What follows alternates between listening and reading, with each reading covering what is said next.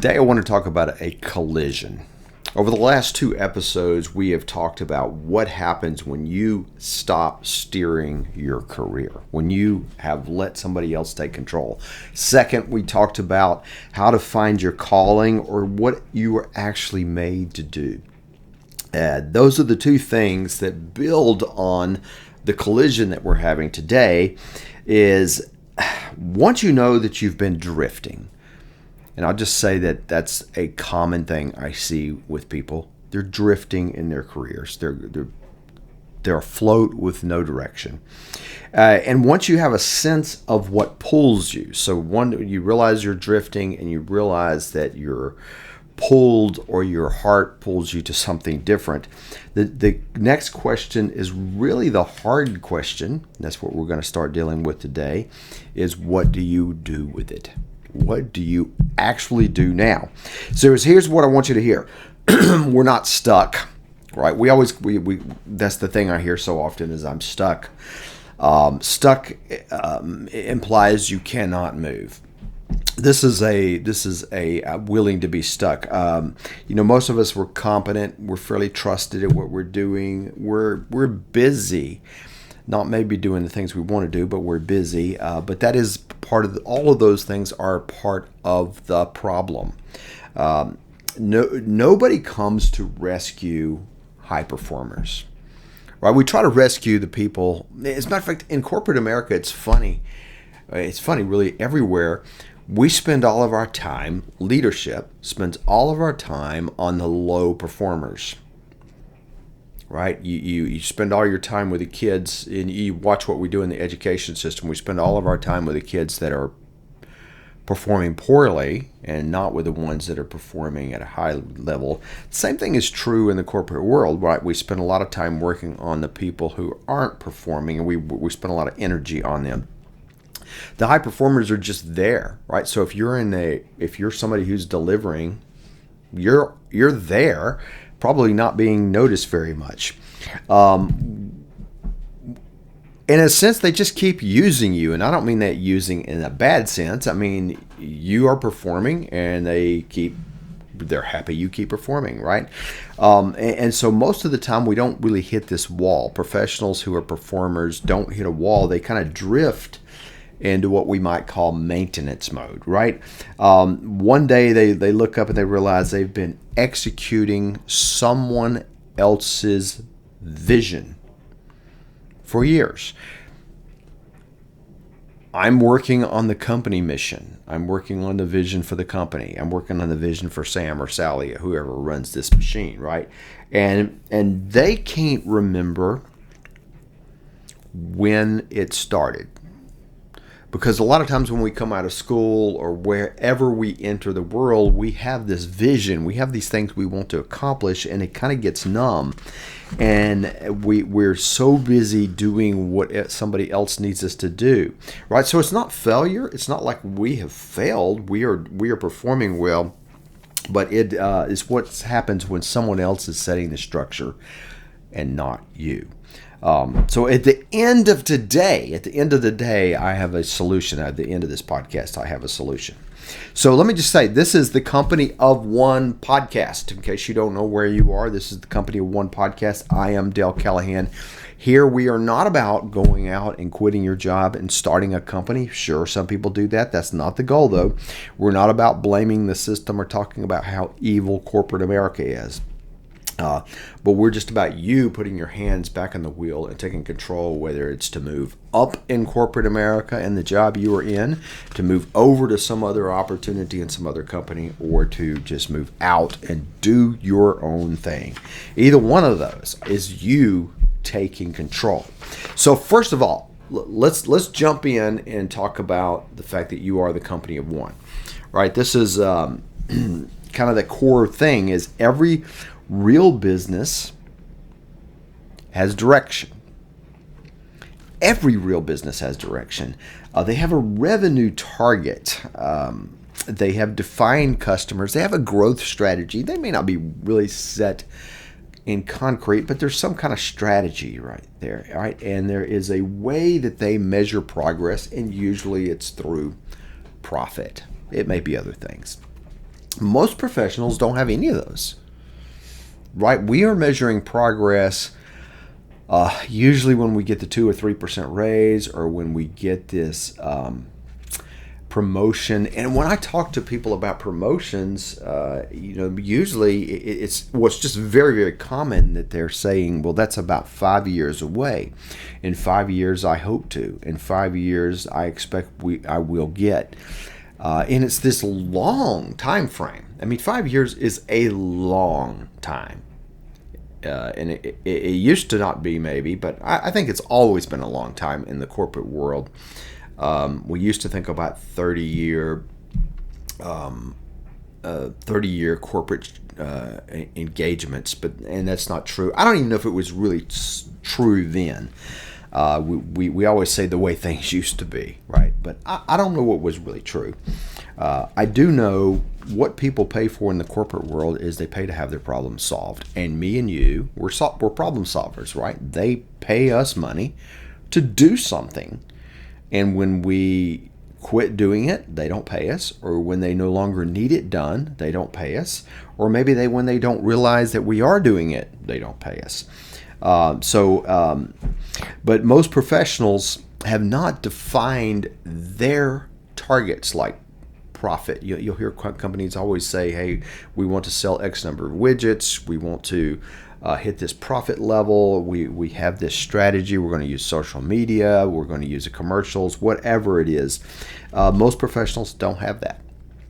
And they're just floating. They have tasks. They have meetings to go to. They have deadlines that they have to meet. And a lot of those are even arbitrary. I mean, a lot of times we go to meetings and we're not real sure of the desired outcome. I mean, it's there, but deadlines a lot of times for things that don't matter. I mean, you know, the corporate world, right? Most of this is the blame of middle management, poor direction, poor clarity about what's going on, but that's a whole nother issue. Here's something that changed how I thought about this. Direction doesn't appear.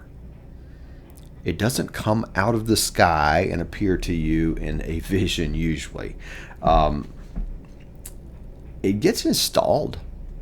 We have to deliberately decide. That's a tough word right there, right? Decide, decision. If you look at the root of that, it means to cut off. It means to say, because when I say I'm going to decide to do something, I'm somewhat I'm deciding some things I'm not going to do. For instance, if you're volunteering, when you're deciding to take a volunteer position at a nonprofit or a church or something like that, you are deciding not to take all the others, right? Because you can only do so much. And we are kind of in a world right now where we try not to decide anything. We try to do everything. It doesn't work. But what I realized is you have to make decisions. Not to say that any of us do this perfectly, but you have to make a decision and you install direction. Kind of like a software download to your brain, right? Maybe that's too close to reality where we are right now, but we're trying to deliberately install this with deadlines. We think about this, now you're probably thinking, well, Dale, that sounds like goal setting, and it is. I'm beginning to despise goal setting for so many reasons, and the number one reason is we set goals as a matter of procrastination. So we'll say, well, I hear all these people all the time say, I'm going to spend for the month of December setting goals. And I'm thinking maybe you should spend the month of December doing something. Again, that's another subject. But let me give you 5 things, though. 5 things today to help you install it. And then I'll talk about some things that we can do to actually help you do this. So this is somewhat of a reset, a 5-direction reset that was given to me in so many words. It's not theory. This is what execution actually looks like. Number 1, define what more actually means. Because all of us are working for more money, but maybe other things, right? Most people say they want more money. Some people say they want more influence. Some people say they want more freedom. And I've had all of those things from clients. Sometimes it's something different, right? You don't have to be in the box that everybody else is in, that I want more money or more freedom or more influence or more whatever. What is it for you? What is the more that you're working for? If you're out there working, you're either doing one or two things. You're sustaining, bringing in money to sustain. This is the Dave Ramsey point of things, right? Where I am just trying to pay the bills to keep my head above water, right? I'm assuming most of us at least know that goes nowhere. You have to get a plan for the money, and you have to move forward. And you have to take control of it, just like, so again, Dave Ramsey, take control of the money. But so when people say they want more money, more influence, or more freedom, why? I guess that's one of the questions, why? And if there's something else, why? These things are not dreams.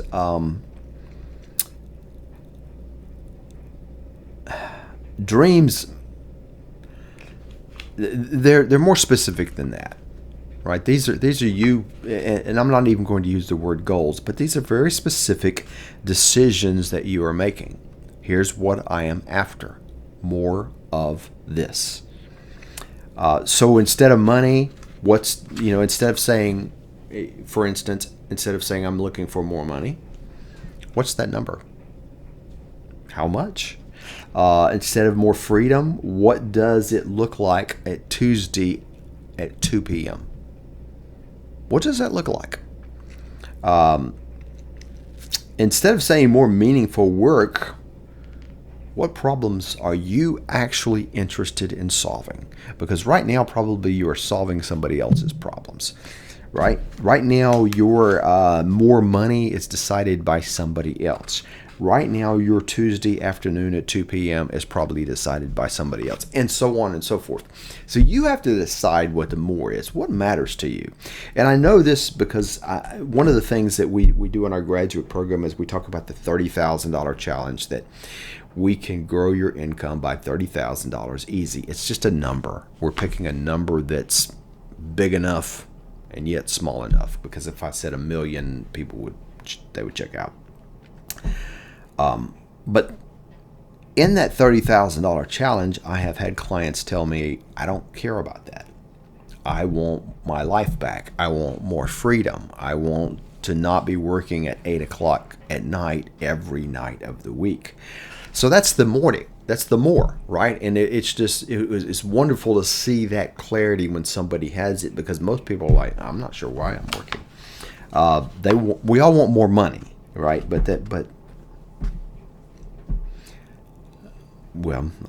Specificity here is where we want to stop dreaming and being wishful and start getting really clear direction.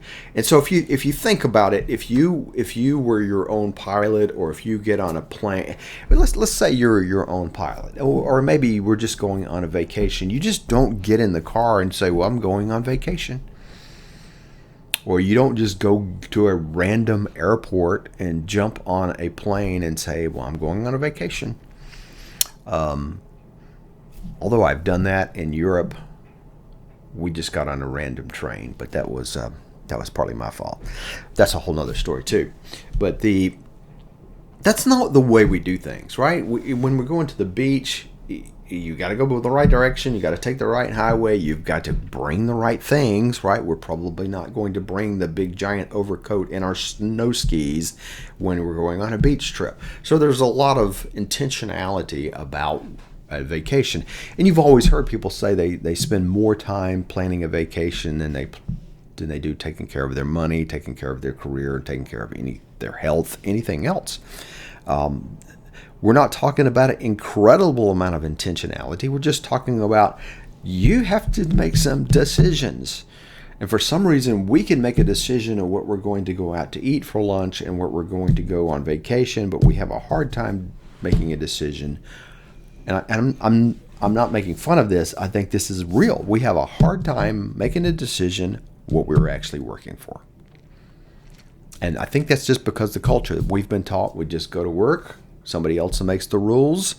We've been taught in our education system, we're in a manufacturing world, and we're just showing up, moving the widget from point A to point B every day and getting a paycheck and saying we're happy with that. But our culture is changing. All right, our culture is changing. So define what more means to you. Define what more means to you. Number 2, identify who controls your pay. Now, pay might be income from a paycheck.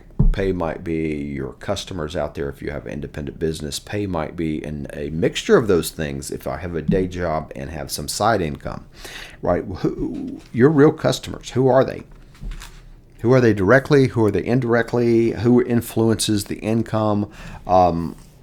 It clearly for most people who work in the corporate world, it's their boss, but there's also key decision makers. If you have, like many of my clients, they have a day job, but they also have side income. Well, there's mixtures of income, and all of them count, right? All of them count because they're all part of your income stream. And it's part of the decision a lot of them are making right now is which one of these income streams do I really want to focus on growing right now? Which one is going to be the future? Which one is got the most potential to move, if you will? But mostly, which one do I want to be doing? If you can answer these kind of questions, who controls your income, then it helps you position yourself. There's no action taken here yet, right? It's just knowing. Because when we get clear, it's just like when we're going to the beach. When we have that knowledge, this is what we're going to do, other things start to click, right? When we go to the store, we see things that are about going to the beach or about going to the snow. We start thinking in terms of that. So when you start understanding who your customer is, you start thinking and operating in terms of that. So in this case, so we're going to move to number 3 now, is once you've made a decision of what more is, and then you've figured out who the who's are that do these things, because the money is important, is what's the leverage move? What is the leverage move?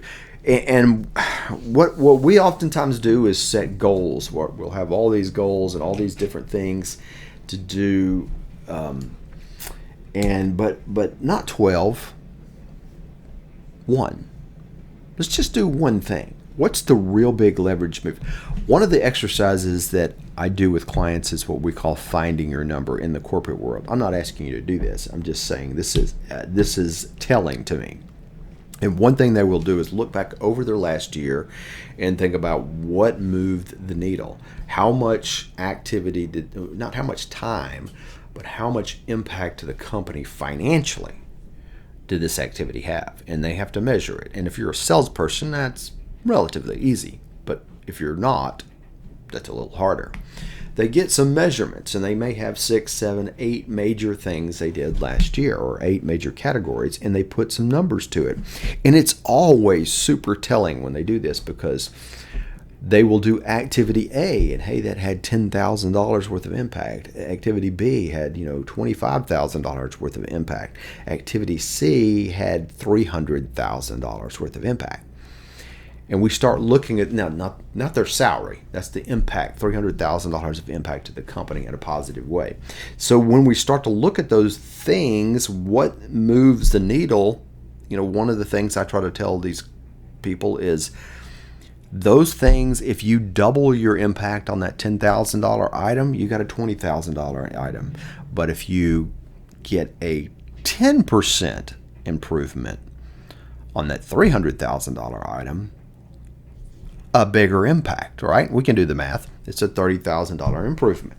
So we want to look at what are those things that have the biggest bang, and okay, how do I do more of those things? So when we choose leverage moves, it's the same way. What is the leverage move? If you go back to what's your more, what am I trying to get more of? More freedom, more money, and then who controls these things? What's the leverage move? If I'm looking at more freedom or if I'm looking at being my own boss, right? Launching a small consulting offer. And not a business. I'm not sitting here saying going full bore and doing, but just going out finding a client I can serve that brings some money in. I mean, it's a game changer. I was talking to somebody the other day, and they were talking about how just doing a little bit of consulting on the inside and on the outside, and somebody paying them some money, how much impact that had to them emotionally. To realize that somebody would pay them for this kind of stuff outside the big corporate setting. Maybe, though, it's leading something internally to your company. If growth inside your company is what you want to move to the leadership level, moving something internally that has some revenue impact would probably be the best single thing for you to do, right? Trying to get some impact on the revenue of the company. Because in leadership, you can't wait for leadership. You have to step out and take leadership. But maybe if you're maybe you're trying to build some expertise in the public. Going back to that, I need more influence. Then what is that? Maybe developing some relationships in the public. Maybe posting more strategically in LinkedIn.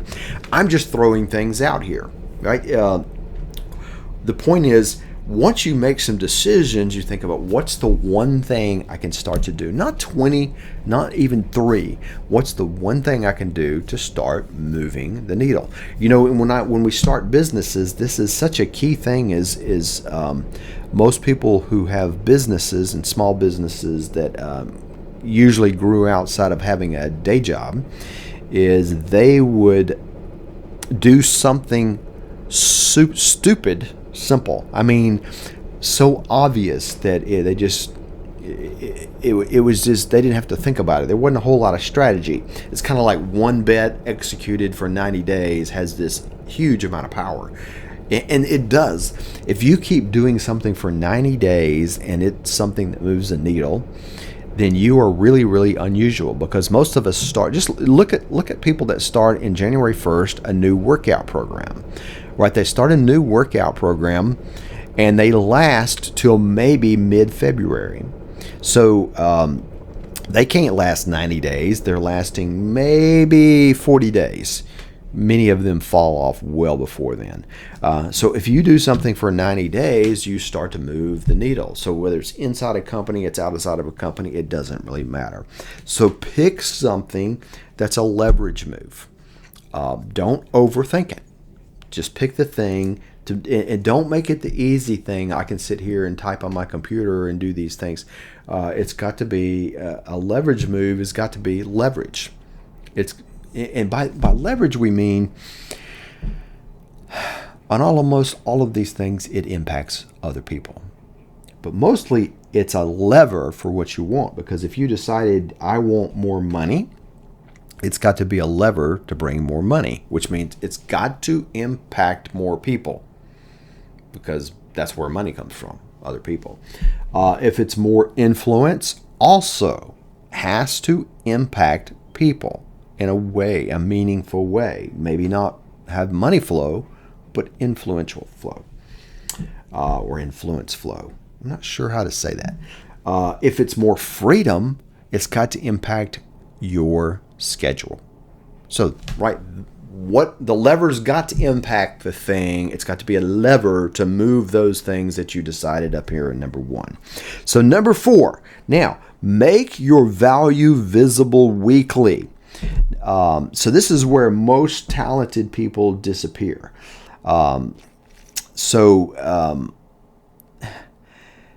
In all of these things, we're talking about work, but when we're talking about making the most talented people, they do work in silence, right? They're busy. They perform well. They are trusted to get the job done, and I don't have to bother them. and they don't have to bother me, right? That's how bosses and leadership think. I don't have to worry about them. They're just getting it done. Yeah, but that also means you're not noticed. So you don't need to become somebody who's an extrovert, for instance, if you're an introvert, but you do need to have some kind of signal of what you are doing. Because no matter what your goal, again, remember, attach it to your goal. What does more mean? What am I trying to get more of? So you need some things to support that. For most of us, it's going to be more money or more freedom. But again, make it yours. So how do you become visible in those kind of things? So for instance, if you're trying to get more money, you want to be more leadership oriented because that's where the money usually flows. And then you want to you want your boss to appreciate what you're doing in such a way that financial stuff flows from it directly now or indirectly later, whatever, or both, preferably. So you don't need to become an extrovert going over to your boss and saying, hey, look what I did every day, like a 5-year-old. But you need a short summary, insights, a lesson documented, something that lets people who matter see that you're not just executing things, you're thinking about things. Because silence stalls momentum. Visibility compounds it. Now, I'd say, you might be saying, well, Dale, this doesn't make sense if I'm trying to get more freedom. Yes, it does. There's nothing more free than leadership. Now, if you're just trying to quit your job and retire, there's a whole nother, some of these things might not matter as much. But if you are trying to get more freedom, you need to take control. You need to take control because there's nothing more free than the person who can deliver and shows it that they can deliver. So whether it's your own company, your side gig, or working for a big corporate, because what they're not, that they can be very much the same thing. I've seen people start side gigs and they become slaves to their customers, much like they're slaves to their Fortune 100 bosses. So visibility, showing, and what we're looking at is saying, how do I show you I've served you? Marketing. We're talking about an internal marketing here. So number 5, install some accountability. Now this one is tough. This one is a word we use all the time, accountability, and I want you to stop and think about that word for a minute. How important is that? We talk about accountability, and we say people are going to be held accountable, or in corporate world that's not usually true. We don't usually hold people accountable at all. It's not because we don't want to. It's difficult. And when we try to do something, people will say, well, I'm accountable. I had somebody tell me this. I'm accountable to me. It matters to me. Well, good luck, because that hasn't worked for many other high-performing people that I have seen in my life. Because that would be extremely rare. And so if you think of yourself as extremely rare, okay, let's be realistic. If you don't need it, then having it is going to be even better, right? But because this is where most people skip it. So let me put this in a context a little bit of a university, right? You show up to a university and you get a degree, and let's not worry about why, but the kind of thing you want. I mean, I guess society tells you why, but you want a degree in accounting so you can get a job, right? So what do you need? Well, you need a plan. How do I get this degree? What courses do I take? What steps do I have? Well, the university is there to help you, and you're paying them dearly for it. Here's the courses you take. Here's how you register. Here's how you do all this stuff. Here's how you get a grade. Okay. So they give you a path. The second thing they give you is accountability, because at the end of the term, you get a grade. And whether you either pass or you fail, and the end of the degree program, you get a degree.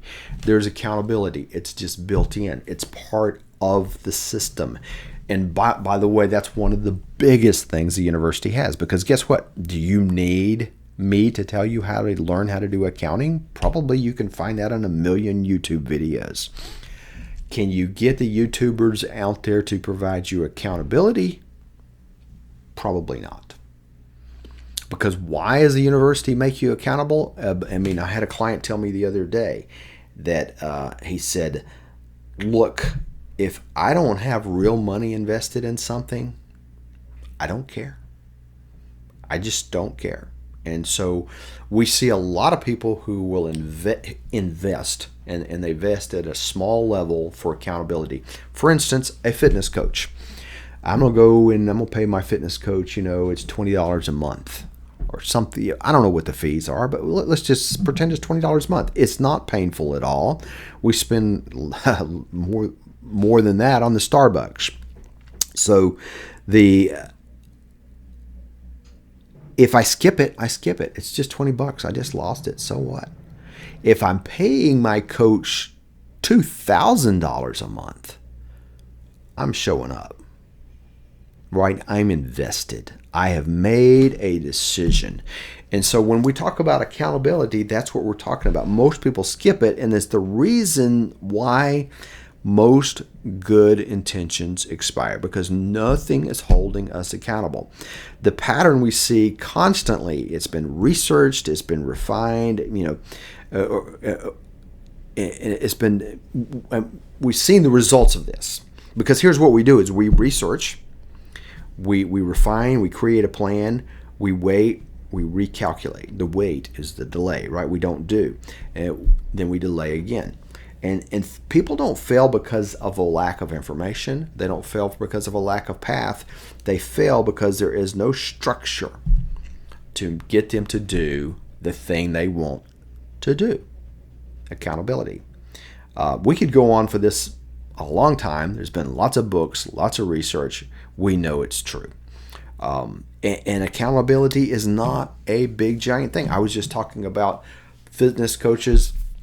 And I had a fitness coach guy that I was paying every month, and what he would literally do was send me a text message in the morning. It wasn't fancy.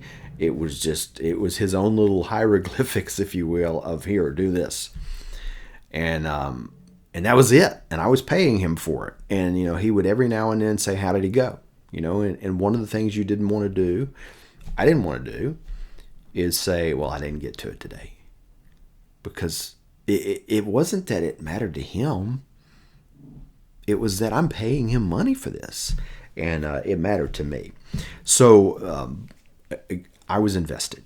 So 90 days of focused intention with some accountability. If you did that, right? If you made some of these decisions, number one, you go back and you say, okay, here's what I'm trying to do. Here's the people I need. Here's the people that control it. I'm going to just put it that way. Here's the leverage move. Here's the one thing I got to do every day, right? Here's how I become visible in that. Here's how I get accountability. If we look at the 4 disciplines of execution, the 4DX as we often hear it, accountability is built into it. So let me kind of tell you, let me step back though. One of the things though, the reason we're talking about this whole thing in the company of one is, look, I was working a corporate.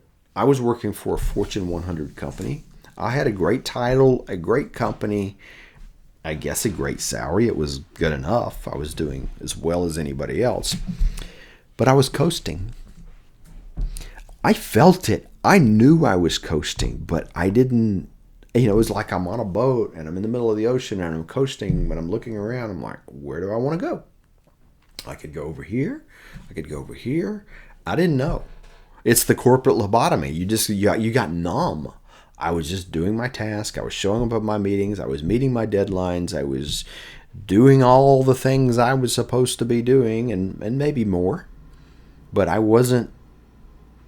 But nothing was really moving the needle for me. Time was slipping away. So I went to, because I even kind of got engaged, but one of the things that kind of hit me, I got engaged in the work. I would try to get motivated to do the work, but it hit me one day. I'm working in telecom. I didn't like telecom. I'm sorry if you do, but I didn't like telecom. I thought it was boring. I would try to pour my heart into it, and then I just couldn't do it. It was boring, and I also looked at it like this is kind of a dying industry. And that was way back when. I don't know why I looked at it that way, but I look at it today and think, well, what I was doing, all of the stuff I was doing, nobody cares about anymore for the most part. I mean, it's still there, but what we were doing is dead. So I had all kinds of ideas in my head before I got stuck in corporate America, but I'd become kind of this lobotomy mood that I was numb. Then one day I went to lunch with Dan Miller, the author of 48 Days to the Work You Love. I'd gotten really interested in his work. And I remember he said something to me. We were just talking about what I was doing. And he just said, well, I was we were at a Mexican restaurant. He says, as he's dipping his chip into the salsa, he says to me, well, so you're just busy building somebody else's business. That kind of stung. I mean, I was busy making other people rich. Yeah. And then he said, and you don't even like it. Yeah. That was way too true.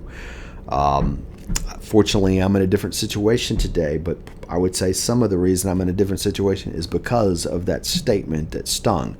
Today I find myself wanting to say the same words to so many people who are drifting. I think I probably do say it, but I think I'm not saying it enough. You are probably making somebody else rich, and you probably don't even like what you're doing. Right? So if the last couple of episodes here have done anything for you, or if what I'm talking about today is helping, and you're still here with me, if you've recognized yourself in the drift, or felt something kind of shift as we talked about the calling last time. Usually when we talk about the calling and you do the calling, people get excited because of opportunities, right? So if you felt that, if you've taken any action on it, that here's kind of a practical step for you that will fit some people. And I'm working with a small group of people over the next over a 90-day period to do exactly what we're talking about. I'm not doing a motivational speech for you. I'm not going to be doing anything. This is not a course. It's not you sit here and go through so many modules. It's an actual execution. It is actually making things happen. Structure, accountability built in. And it's going to be designed around your specific situation, not me telling you what to do because, that's just working for somebody else. Why do you want to do that? You're going to make the design, we're going to execute an action, and we're going to do this together. And if you've been waiting for the right time to stop executing somebody else's vision and start directing your own, then this might be something for you. If it is, reach out. Send me a message. If I think you can find out how to reach out to me. Email, I don't care. Direct message, whatever fits to you. So you reach out to me and you say, hey, I'm interested in the 90-day. And we'll talk. So here's the gap between where you are and where you want to be. Think about that gap between where you are and where you want to be. It's almost never about effort alone. It's always about decision and structured application. No matter what it is, it's always that. 90 days, find out what's possible.